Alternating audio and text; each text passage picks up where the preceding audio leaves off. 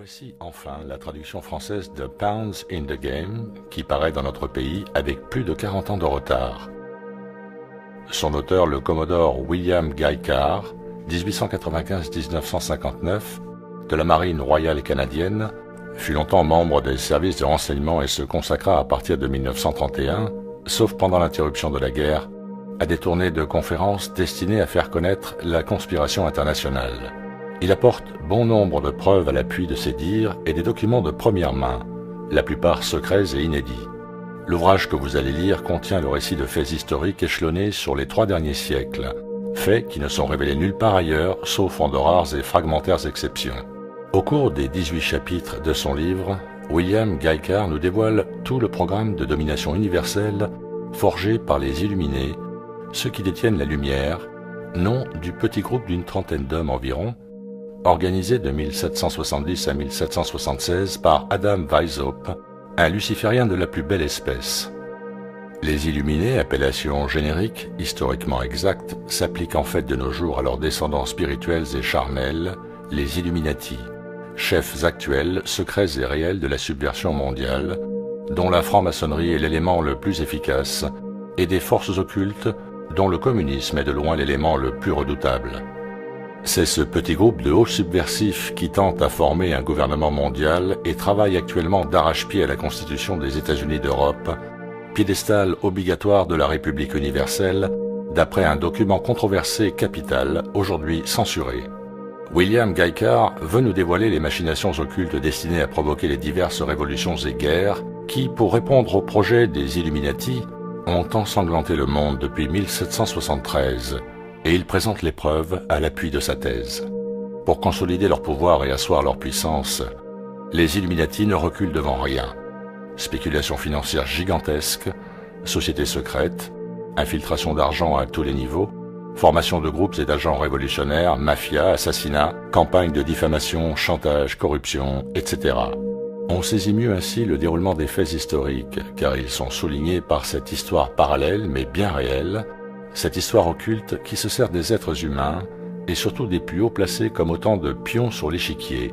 William Guy Carr veut nous montrer que le danger est sur nos têtes, et davantage encore 40 ans après la parution de l'édition canadienne originale, et que le pouvoir occulte d'inspiration satanique qui lutte pour la domination du monde par l'argent, le chantage, la haine, les divisions et tous les péchés capitaux, ne peut être combattu par tel ou tel mode de gouvernement, telle ou telle idéologie, puisque, dit-il, ceux-là ne serviront que d'instruments de guerre, et les tenants de celle-ci que de pions sur l'échiquier du monde.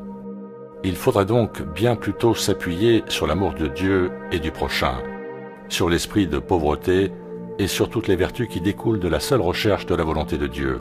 Seule cette politique permettra d'échapper à l'encerclement des forces du mal et de ne pas succomber. Depuis 200 ans que les forces de la contre-révolution catholique et monarchiste essuient échec sur échec, le moment ne serait-il pas enfin venu de demander à Dieu sa solution pour qu'il nous débarrasse du joug odieux de la synagogue de Satan? Des pions sur l'échiquier est un livre très important qu'il faut lire et relire. Un livre important par la quantité des faits historiques occultés, accumulés dans ces pages. Toute l'histoire secrète vous est ainsi dévoilée grâce aux explications d'un homme qui en savait beaucoup dans ce domaine. Vous avez maintenant les clés. À vous d'entrer dans le vif du sujet.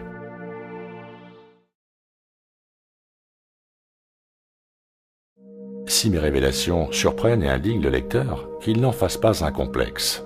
Mais en toute modestie, je travaille depuis 1911 à essayer de découvrir pourquoi le genre humain ne peut vivre en paix et jouir des bienfaits que Dieu lui accorde avec une telle abondance.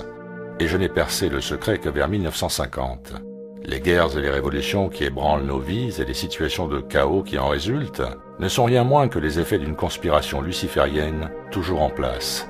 Tout cela démarra à l'origine dans cet endroit de l'univers que nous appelons le ciel, où Lucifer s'opposa au droit de Dieu d'exercer l'autorité suprême. Les Saintes Écritures nous enseignent comment la conspiration luciférienne fut transférée de ce monde au Jardin d'Éden, jusqu'à ce que je réalise que notre combat n'est pas seulement contre la chair et le sang, mais contre les forces spirituelles des ténèbres qui dirigent les personnes exerçant de hautes situations sur cette terre. Je ne pouvais comprendre la logique de tous les événements du monde entier, Je n'ai pas honte de reconnaître que c'est la Bible qui m'a donné la clé permettant de comprendre cette logique. Très peu de personnes ont conscience du fait que Lucifer était le plus brillant et le plus intelligent esprit de l'armée céleste, et que, étant un pur esprit, il est indestructible. Les Écritures nous apprennent que sa puissance est telle qu'il ravit à Dieu le tiers des esprits les plus intelligents de l'armée céleste. L'idéologie luciférienne déclare que le pouvoir, c'est le droit. Elle proclame que les êtres d'intelligence véritablement supérieurs ont le droit de diriger ceux qui en sont moins pourvus, parce que la masse ne sait pas ce qui est bon pour elle. L'idéologie luciférienne est ce que nous appelons aujourd'hui un totalitarisme. L'Ancien Testament n'est que l'histoire de la façon dont Satan devint le prince de ce monde et séduisit nos premiers parents pour les séparer de Dieu. Il explique comment la synagogue de Satan fut établie sur cette terre, comment elle a travaillé depuis lors afin d'empêcher le plan de Dieu, qui est de diriger l'univers, et comment ce plan divin doit être rétabli sur terre.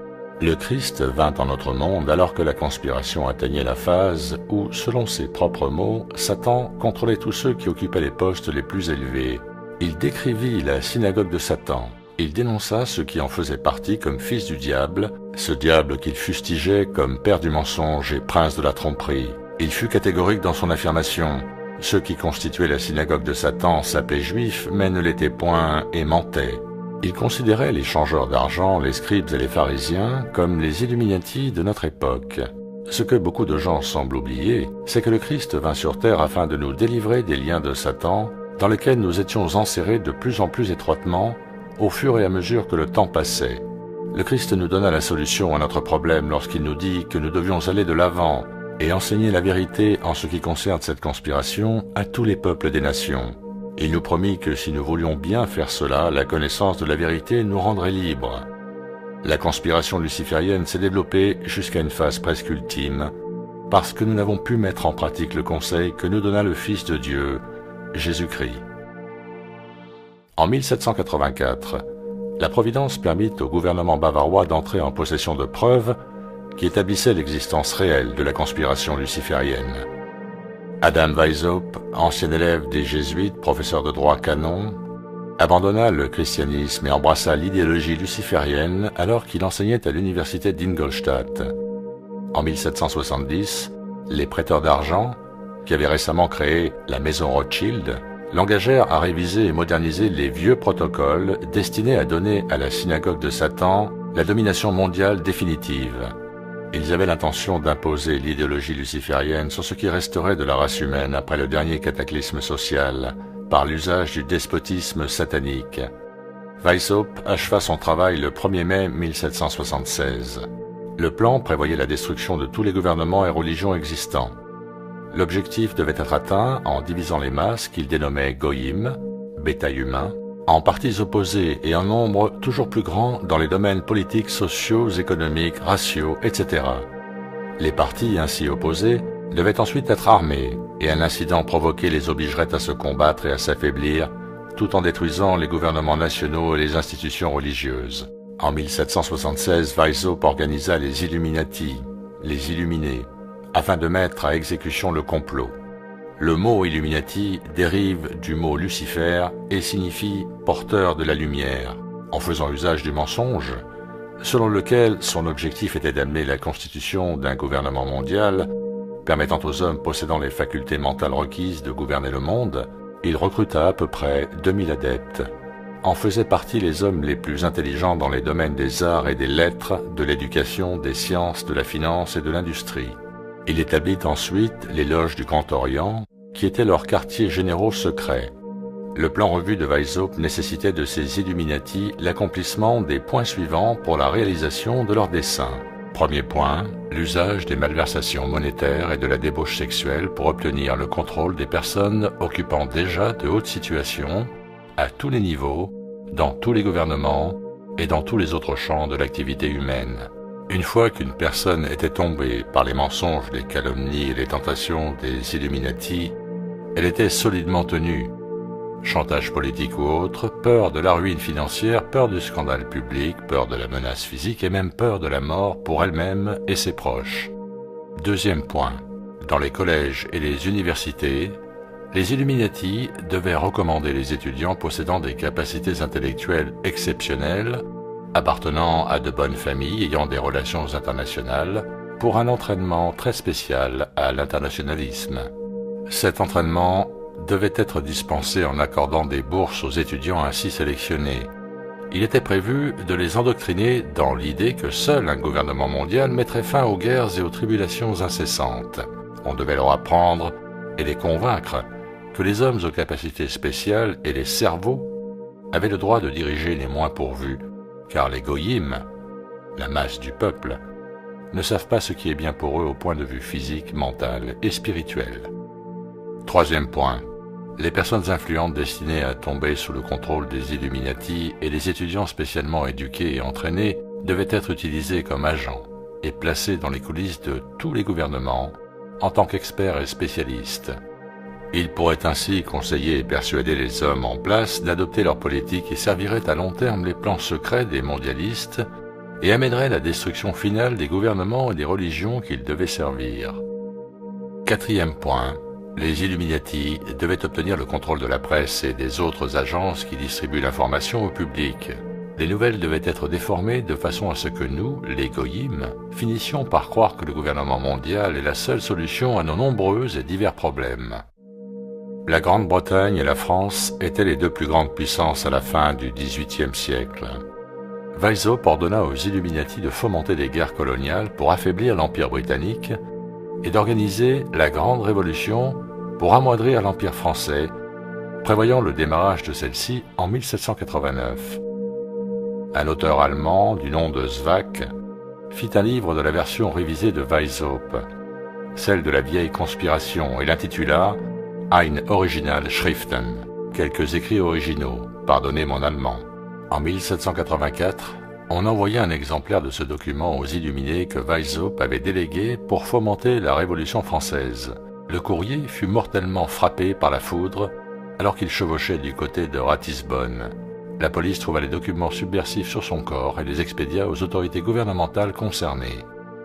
Après un examen soigneux des documents, le gouvernement bavarois ordonna à la police de perquisitionner dans les loges du Grand Orient que Weishaupt avait récemment établies et au domicile de quelques-uns de ses associés les plus influents, dont le baron Bassus in Sandersdorf.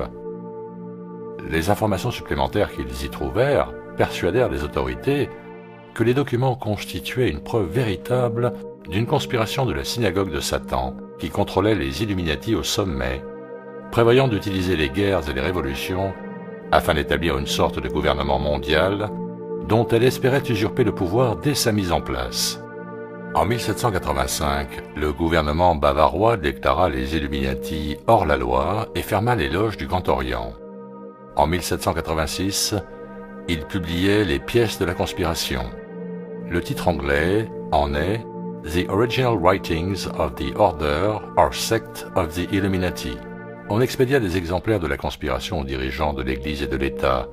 La puissance des Illuminati était si grande qu'on ignora cet avertissement, comme le furent ceux que le Christ avait donnés au monde. Les Illuminati passèrent ensuite à l'arrière-plan. Weishaupt donna des instructions à ses illuminés pour infiltrer les loges de la maçonnerie bleue et constituer une société secrète à l'intérieur des sociétés secrètes. Seuls les maçons qui donnèrent des gages de leur internationalisme et ceux dont la conduite prouvait qu'ils s'étaient détachés de Dieu furent initiés chez les illuminés. Ainsi, les conspirateurs utilisaient le paravent de la philanthropie pour cacher leurs activités révolutionnaires et subversives. Afin d'infiltrer les loges maçonniques britanniques, les Illuminés invitèrent John Robison en Europe. C'était un maçon de haut grade du rite écossais, professeur de philosophie naturelle à l'université d'Édimbourg et secrétaire de la Société royale d'Édimbourg. John Robison ne tomba pas dans leur plan et comprit le mensonge selon lequel l'objectif des mondialistes était de constituer une dictature bienveillante. Il garda donc ses réactions pour lui et se vit confier un exemplaire de la conspiration révisée de Weishaupt pour l'étudier en lieu sûr.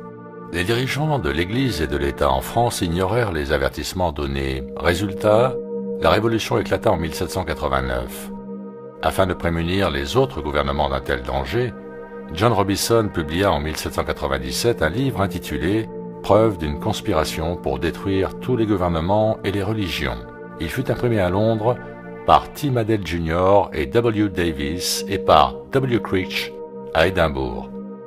On peut trouver des exemplaires de cet ouvrage dans les musées, et deux amis de l'auteur vivant en Amérique en possèdent des exemplaires. Mais on ignora ces avertissements comme les autres. Thomas Jefferson était devenu un adepte de Weishaupt et l'un de ses plus ardents défenseurs lorsqu'il fut déclaré hors la loi par son gouvernement. Jefferson et ses amis Illuminati s'infiltrèrent dans les loges nouvellement créées du rite écossais en Nouvelle-Angleterre. Cette information surprendra beaucoup d'Américains, aussi je souhaite la corroborer par les faits suivants. En 1789, John Robinson avertit les dirigeants francs-maçons que les Illuminati s'étaient infiltrés dans leur loge. Le 19 juillet 1798, David Papin, président de l'université de Harvard, réitérait le même avertissement aux grandes classes et leur fit une conférence sur l'influence que prenait l'illuminisme dans la politique et la religion américaine. John Quincy Adams, qui avait organisé les loges maçonniques de la Nouvelle-Angleterre, décida en 1800 de s'opposer à Jefferson pour les élections à la présidence. Il écrivit 3 lettres au colonel William L. Stone, exposant la façon dont Jefferson utilisait les loges maçonniques à des desseins subversifs. L'information contenue dans ces lettres permit à Adams de remporter les élections. Ces lettres se trouvent à la Rittenberg Square Library de Philadelphie. En 1826, un autre franc-maçon, le capitaine William Morgan, décida qu'il était de son devoir de donner une véritable information à ses compagnons de loge et au grand public sur les Illuminati, leurs plans secrets et leurs véritables desseins. Ceux-ci obtinrent alors les services de Richard Howard, un illuminé anglais, qui exécuta leur sentence, que Morgan soit abattu en tant que traître. Quelqu'un avertit le capitaine Morgan du danger. Il essaya de s'enfuir au Canada, mais Howard l'intercepta à la frontière et l'assassina près des chutes du Niagara. Une enquête approfondie rapporta qu'un certain Avery Erlin déclara à New York sous la foi du serment avoir entendu Richard Howard raconter lors d'une réunion des Chevaliers Templiers à St. John's Hall à New York comment il avait exécuté Morgan. Le même Erlin expliqua ensuite comment des négociations secrètes avaient ensuite permis à Howard de regagner l'Angleterre sans être inquiété. Très peu de personnes savent aujourd'hui que cet incident provoqua une désapprobation quasi générale. Presque 40% des francs-maçons de la juridiction nord des États-Unis firent sécession. Je possède des exemplaires des minutes d'une réunion que l'on avait tenue pour discuter de ce sujet particulier. Nous pouvons avoir une idée de la puissance des dirigeants de la conspiration luciférienne contre Dieu et l'homme en prenant en considération les grandes capacités de leurs agents qui empêchent que ces événements extraordinaires de l'histoire ne soient enseignés dans nos écoles. En 1829, les Illuminati organisèrent une réunion à New York qui fut dirigée par un Illuminati britannique du nom de Wright. On déclara aux personnes présentes que les Illuminati avaient l'intention de fédérer les groupes nihilistes et athées avec toutes les autres organisations subversives pour constituer une organisation internationale qui serait connue sous le nom de communisme. Cette force destructrice devait permettre aux Illuminati de fomenter les guerres et les révolutions futures. Clinton Roosevelt, un ancêtre direct de Franklin Delano Roosevelt, Horace Greeley et Chas Dana constituèrent un comité pour réunir les fonds nécessaires à cette nouvelle entreprise. Les fonds ainsi rassemblés servirent au financement de Karl Marx et d'Engels lorsqu'ils écrivirent Le Capital et le manifeste du Parti communiste à Soho en Angleterre. En 1830, Weishaupt mourut. Il prétendit que les Illuminati disparaissaient avec lui sur son lit de mort et pour convaincre ses conseillers spirituels, il feignit de se repentir et de rejoindre l'Église. Selon la version révisée de Weishaupt, celle de la vieille conspiration, les Illuminati devaient organiser, financer, diriger et contrôler toutes les organisations internationales et tous les mouvements, en plaçant leurs agents à des postes clés au plus haut niveau. Ainsi, pendant que Karl Marx écrivait le manifeste communiste sous la direction d'un groupe d'illuminés, le professeur Karl Ritter, de l'université de Francfort, rédigeait son antithèse sous la direction d'un autre groupe d'illuminés pour que les dirigeants de la synagogue de Satan puissent utiliser les divergences des deux idéologies pour diviser toujours plus les hommes en partis opposés. Ainsi, une fois armés, ils arriveraient par provocation à se combattre et à se détruire, et à détruire avec eux leurs institutions politiques et religieuses. Le travail que Ritter réalisa fut poursuivi par le soi-disant philosophe allemand Friedrich Wilhelm Nietzsche. 1844-1900, qui fonda le nietzschisme. Le nietzschisme produisit le fascisme et plus tard le nazisme. On l'utilisa de façon à permettre aux agents des Illuminati de fomenter les Première et Deuxième Guerres mondiales. En 1834, les Illuminati choisirent pour diriger leur programme révolutionnaire dans le monde l'Italien Giuseppe Mazzini, qui occupa ce poste jusqu'à sa mort en 1872. En 1840, le général Albert Pike perdit son poste d'officier lorsque le président Jefferson Davis eut dissous ses troupes indiennes auxiliaires sous prétexte qu'elles avaient commis des atrocités lors de faits de guerre légitimes. Sous l'influence de Mazzini, dont il était le poulain, Pike accepta l'idée d'un gouvernement mondial et devint par la suite dirigeant de la prêtrise luciférienne. Entre 1859 et 1871, il peaufina tous les détails d'un projet militaire concernant 3 guerres mondiales et 3 grandes révolutions. Il pensait qu'elles amèneraient la conspiration à sa phase ultime dans le courant du XXe siècle. Pike réalisa la plus grande partie de son travail dans la demeure de 13 pièces qu'il fit construire à Little Rock, en Arkansas, en 1840. Lorsque les Illuminati et les loges du Grand Orient devinrent suspects du fait des activités révolutionnaires de Mazzini en Europe, Pike organisa le rite paladien nouveau et réformé. Il établit 3 suprêmes conseils, un à Charleston en Caroline du Sud, un autre à Rome et le dernier à Berlin. Il fit établir par Mazzini 23 conseils subordonnés en des positions stratégiques à travers le monde. Ce furent les quartiers généraux secrets du mouvement révolutionnaire mondial, toujours conservés depuis. Bien avant que Marconi eût inventé la radio, les scientifiques faisant partie des Illuminati avaient donné à Pike et aux dirigeants de ces conseils la possibilité de communiquer entre eux dans le secret.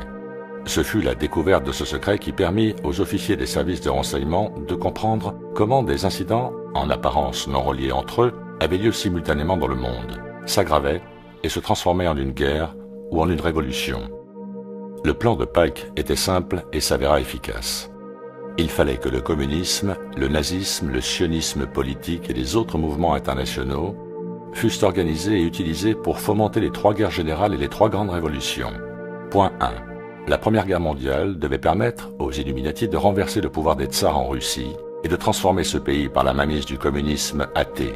Les divergences naturelles attisées par les agents des Illuminati entre les empires britanniques et allemands devaient servir à fomenter cette guerre. Le conflit terminé, le communisme devait se constituer et être utilisé pour détruire les autres gouvernements et affaiblir les religions. Point 2. La Deuxième Guerre mondiale devait être fomentée en jouant sur les divergences entre fascistes et sionistes politiques. Cette guerre devait permettre la destruction du nazisme et accroître la puissance du sionisme politique de façon à ce que l'État souverain d'Israël pût s'établir en Palestine. Pendant la Deuxième Guerre mondiale, la puissance du communisme international devait arriver au niveau de celle de la chrétienté tout entière. Arrivé à ce point, il devait être contenu et mis en réserve jusqu'à son utilisation pour le dernier cataclysme social. Toute personne informée peut-elle nier que Roosevelt et Churchill aient mis cette politique à exécution? Point 3. La Troisième Guerre mondiale doit être fomentée grâce aux divergences que les agents des Illuminati attiseront entre sionistes politiques et dirigeants du monde musulman. On doit diriger la guerre de façon à amener la destruction de l'islam, c'est-à-dire le monde arabe y compris la religion de Mahomet, et du sionisme politique, comprenant l'État d'Israël. Dans le même temps, les autres nations, une fois de plus divisées entre elles, à ce propos, seront acculées à se combattre jusqu'à un état de destruction physique, mentale, spirituelle et économique totale. Lorsque l'on raisonne et que l'on n'est pas déformé, peut-on nier que l'intrigue actuelle au Proche, Moyen et Extrême-Orient est destinée à l'accomplissement de ce dessein diabolique? Le 15 août 1871, Pike expliqua à Mazzini qu'une fois la Troisième Guerre mondiale terminée, ceux qui aspiraient à la domination mondiale absolue provoqueraient le plus grand cataclysme social que le monde ait jamais subi.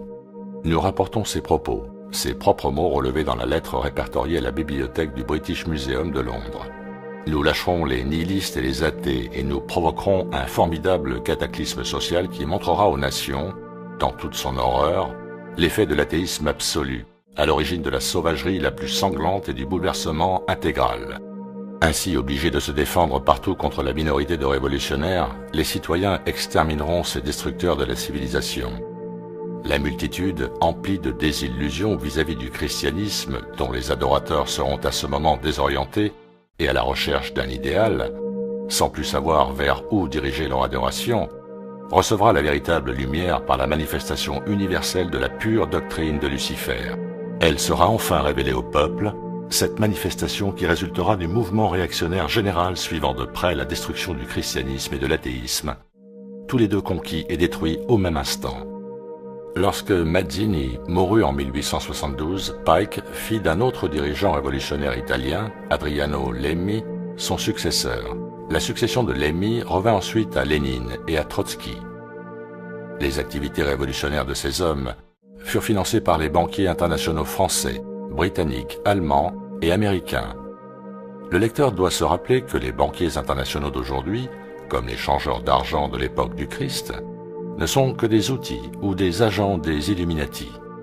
On a fait croire au grand public que le communisme était un mouvement des travailleurs soviétiques pour détruire le capitalisme.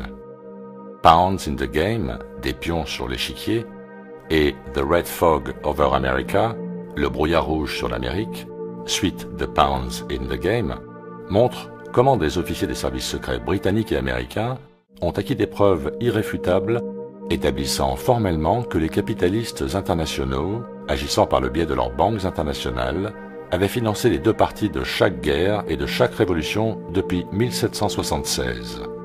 Ceux qui forment aujourd'hui la synagogue de Satan dirigent nos gouvernements en les tenant par l'usure.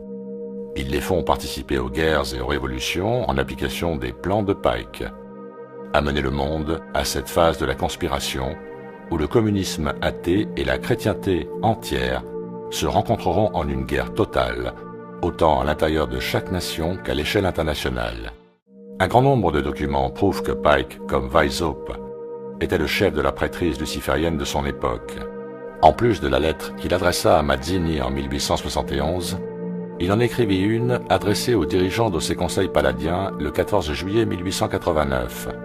Elle tomba dans les mains d'autres personnes que celles auxquelles elle était destinée. Elle avait été écrite pour expliquer le dogme luciférien, en particulier l'adoration de Satan et celle de Lucifer. Pike déclarait en partie « Nous disons à la foule que nous adorons Dieu, mais il s'agit du Dieu que l'on adore sans superstition. La religion devrait être, pour nous tous, initiés dès haut grade, maintenue dans la pureté de la doctrine luciférienne. Oui, Lucifer est Dieu.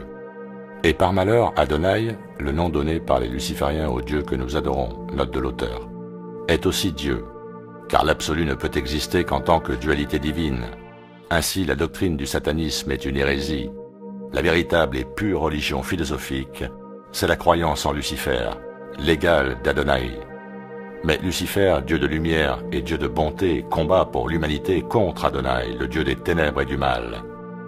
La propagande mise en œuvre par les dirigeants de la conspiration luciférienne a fait croire au grand public que ceux qui s'opposent au christianisme sont athées.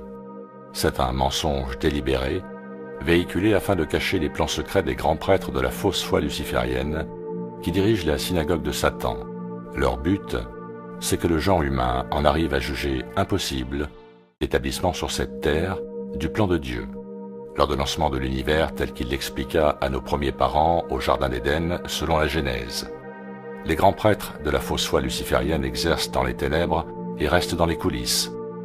Ils gardent leur identité et leur véritable dessein secret, même vis-à-vis de la grande majorité de ceux qu'ils trompent, en leur faisant accomplir leur volonté et poursuivre leurs plans et visées secrètes. Ils savent que le succès final dépend de leur capacité à garder leur identité et leur véritable dessein dans le secret jusqu'à ce qu'aucune intelligence ou puissance ne puisse les empêcher de couronner leur despote roi, dirigeant du monde entier. Le succès final de leur conspiration, c'est l'usurpation des pouvoirs du gouvernement mondial. Les Saintes Écritures ont prédit que ce que Weishaupt et Pike prévoyaient de mettre à exécution aboutirait au contrôle de cette terre par les forces spirituelles du mal. L'Apocalypse, au chapitre 20, nous apprend comment, une fois que les choses que nous avons décrites se seront déroulées, Satan sera lié pour 1 millier d'années.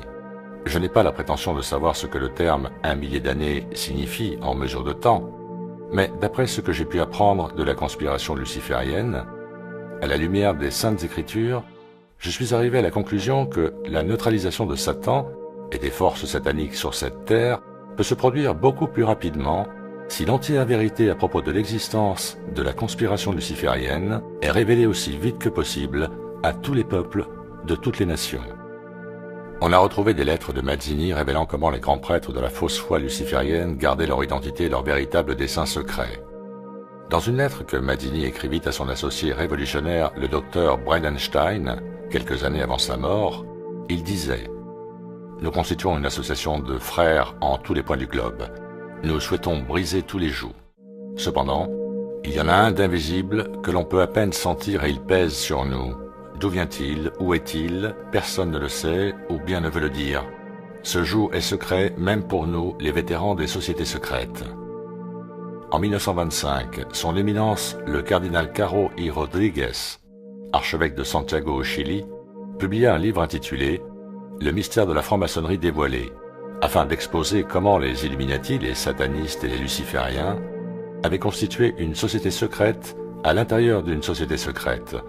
Il fournissait un grand nombre de preuves montrant que même les francs-maçons des 32e et 33e degrés ne savaient pas ce qui se passait dans les loges du Grand Orient, dans celles du rite paladien nouveau et réformé de Pike, ainsi que dans les loges d'adoption dans lesquelles sont initiés les membres féminins de la conspiration. À la page 108, il cite une autorité en la matière, Margiotta, pour prouver qu'avant que Pike n'eût sélectionné Lemy pour assurer la succession de Mazzini en tant que directeur du mouvement révolutionnaire mondial, Lemy était déjà un sataniste enragé et confirmé, mais qu'il ne fut initié à l'idéologie luciférienne qu'après avoir été sélectionné. Le fait que les grands prêtres de la fausse foi luciférienne aient introduit sur cette terre l'adoration de Satan dans les premiers grades des loges du Grand Orient et des conseils du rite paladien, puis aient initié les individus choisis au grand secret, que Lucifer est le dieu légal d'Adonai, intrigua bon nombre d'historiens et de chercheurs. Les Saintes Écritures ne mentionnent Lucifer que quelques fois seulement, en Isaïe 14, en Saint Luc 10, 18 et en l'Apocalypse 9, 1, 11. La doctrine luciférienne, toutefois, déclare fermement que Lucifer dirigea la révolte céleste, que Satan est le fils aîné de Dieu, Adonai, et le frère de Saint Michel qui mit en déroute la conspiration luciférienne au ciel.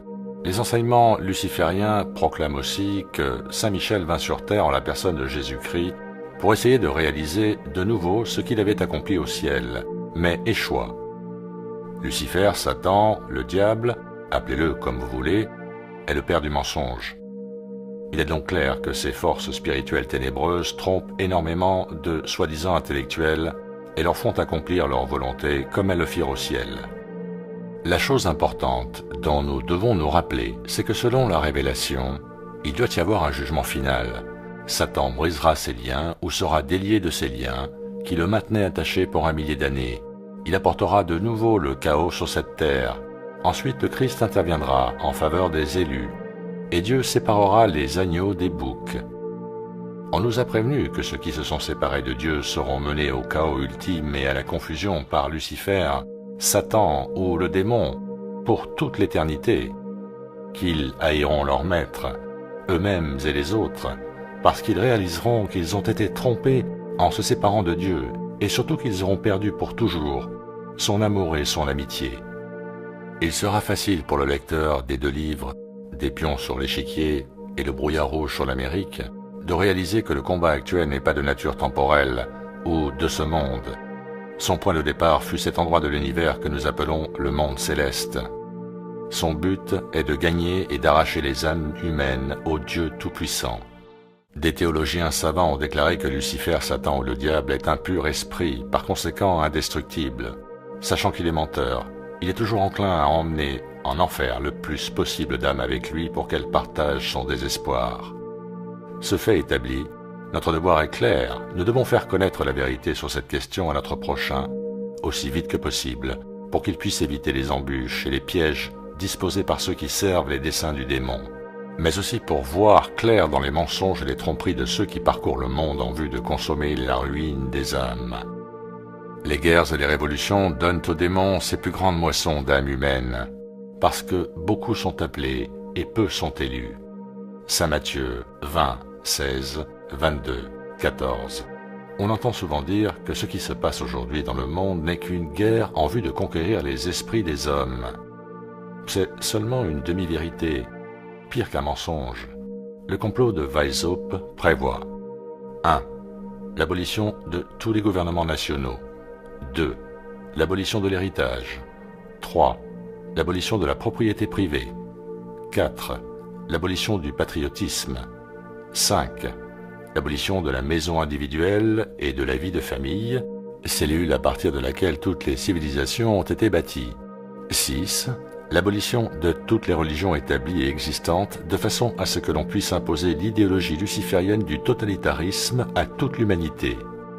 Les quartiers généraux de la conspiration vers la fin des années 1700 étaient à Francfort en Allemagne, où la maison Rothschild avait été établie et où elle liait ensemble d'autres financiers internationaux qui avaient littéralement vendu leur âme au diable. Après la découverte de la conspiration par le gouvernement bavarois en 1786, les grands prêtres de la foi luciférienne établirent leurs quartiers généraux en Suisse. Depuis la Deuxième Guerre mondiale, les quartiers généraux ont été installés au Harold Pratt Building de New York. Les Rockefeller ont remplacé les Rothschild dans les manipulations financières. Dans la phase finale de la conspiration, le gouvernement sera représenté par un roi despote, celui de la synagogue de Satan, et de quelques milliardaires, économistes et scientifiques qui auront prouvé leur dévotion à la cause luciférienne. Tout le reste sera intégré dans une sorte de conglomérat d'humanité métissée grâce à l'insémination artificielle pratiquée à une échelle internationale. Aux pages 49-51 de l'Impact de la science sur la société, Bertrand Russell déclare que l'on utilisera seulement moins de 30% de la population féminine et 5% de la population masculine à des fonctions de reproduction. Celle-ci sera strictement limitée et des quotas seront fixés pour assurer les besoins de l'État. Je conclurai mon introduction en citant quelques passages d'une conférence que donna aux membres de la loge du Grand Orient de Paris un haut dirigeant du rite paladien de Pike au début de ce siècle. Il disait: sous notre influence, l'application des lois des Goïm a été réduite au minimum. Le prestige de la loi a été vidé de son sens par l'émission d'interprétations libérales. Dans les affaires, les questions les plus importantes et fondamentales, les juges décident selon ce que nous leur dictons, à savoir considérer ces matières grâce à notre lumière pour l'administration des Goïm. Bien entendu, nous le faisons par le biais de personnes qui sont nos instruments, et nous n'apparaissons en aucune façon. Même le Sénat et la haute administration acceptent nos conseils. Ceci expliquerait l'incident de Little Rock, qui eut lieu un demi-siècle plus tard. Est-il possible à une personne qui réfléchit un tant soit peu de nier le fait que la conspiration révisée par Weishaupt vers la fin des années 1700 et les plans dressés par Pike vers la fin des années 1800 ont évolué exactement comme c'était prévu? Les empires de Russie et d'Allemagne ont été détruits. Ceux de Grande-Bretagne et de France réduits à des puissances de troisième ordre. Les têtes couronnées sont tombées comme des fruits plus que mûrs. La population mondiale a été divisée 2 fois en des partis opposés, suite à la propagande mise en œuvre par les Illuminati. 2 guerres mondiales ont vu les chrétiens se tuer avec efficacité par dizaines de millions. Le combattant engagé dans ce conflit n'avait pas la moindre animosité vis-à-vis de celui d'en face. 2 des grandes révolutions, celles de Russie et de Chine, ont réalisé ses desseins, et le communisme est arrivé jusqu'à une puissance équivalente à celle de la chrétienté tout entière. L'intrigue qui se déroule maintenant au Proche et Moyen-Orient fomente la Troisième Guerre mondiale. Après cela, à moins que le poids de l'opinion publique informée ne l'empêche, viendra le dernier cataclysme social. Il en résultera un esclavage spirituel, mental et physique absolu. Est-il possible, à une personne informée, de nier le fait que le communisme est toléré dans les soi-disant pays libres? La branche spéciale des services secrets britanniques, le RCMP canadien et le FBI américain pourraient arrêter les dirigeants communistes en 24 heures s'ils en recevaient l'ordre. Mais ils n'en ont pas l'autorisation. Pourquoi? La réponse est simple. Le communisme est contenu au niveau des gouvernements nationaux et internationaux sur le conseil d'agents des Illuminati, qui produisent ensuite bon nombre d'excuses peu convaincantes à propos de la politique actuelle de la Grande-Bretagne, du Canada et des États-Unis envers le communisme international et national. Et même, si le FBI ou le RCMP agissaient, les juges des cours suprêmes des deux pays trouveraient des raisons juridiques pour que les personnes arrêtées soient relâchées. Cette attente serait ridicule si l'on ignore que le communisme doit être contenu afin de servir au dernier cataclysme social. N'est-ce pas le moment pour les chrétiens de constater la réalisation de ce danger? N'est-ce pas le moment pour les parents de refuser que leurs enfants soient utilisés comme chair à canon de la cause luciférienne? La Fédération des laïcs chrétiens que j'ai l'honneur de présider a fait le nécessaire pour que la connaissance acquise jusqu'à ce jour des différents aspects de la conspiration soit disponible. Nous avons publié des pions sur l'échiquier et le brouillard rouge sur l'Amérique sous forme de livres ainsi que d'autres brochures. Nous tenons au courant, ceux qui ont lu nos livres, des progrès de la conspiration en éditant une lettre mensuelle intitulée « News Behind the News », des nouvelles derrière les nouvelles. Nos prédictions sur les événements à venir sont fondées sur notre connaissance de l'existence de la conspiration. Et nos prédictions se sont avérées étonnamment exactes, à tel point que nous avons suscité l'intérêt des personnes qui veulent bien penser dans le monde entier. Nous les invitons à nous rejoindre. Donnez-vous la peine d'acquérir une connaissance complète des différents aspects de la conspiration et transmettez ensuite cette connaissance à d'autres. Faites cela et la puissance d'une opinion publique informée deviendra la plus grande force sur cette terre. Je vous conjure de vous organiser en ligue de citoyens chrétiens ou en groupes semblables. Utilisez-les comme groupe d'études. Utilisez-les pour élire des hommes qui sont des citoyens loyaux. Mais avant de sélectionner un candidat pour une fonction publique, assurez-vous de sa connaissance des différents aspects de la conspiration internationale au niveau des gouvernements municipaux, régionaux et fédéraux. Tous les mondialistes ne serviraient pas la synagogue de Satan s'ils étaient éclairés par la vérité. Il est de votre devoir de les informer de la vérité.